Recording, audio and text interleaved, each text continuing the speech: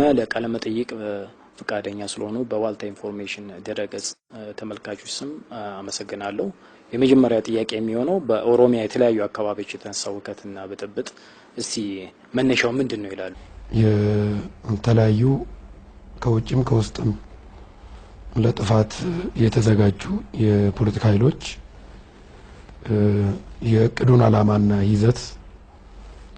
ፍላጎት ያለው ነው ፌደራል ስርዓቱን እንደሚያፈርስ የኦሮሚያን መሬት ቆርሶ ለአዲስ አበባ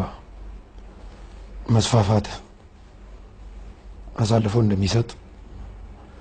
ይሄም ደግሞ በተለይ ከህገ መንግስቱ ጋር ታይቶ ህገ መንግስቱ እንደሚጥስ የኦሮሚያ መሬት ተቆርሶ ለአዲስ አበባ ሊሰጥ ነው በሚል በማህበራዊ ድረገጾችና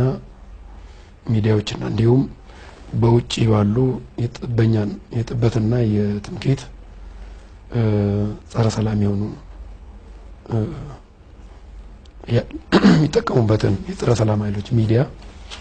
በስፋት ማለት ነው ይሄንን በተሳሳተ መልኩ በማሰራጨቱ ምክንያት በተለይ ወጣቱን ማዕከል በማድረግ በቀላሉ ወደ ስሜት ሊገፋፋ በሚችል መልኩ በስፋት በማነሳሳታቸውና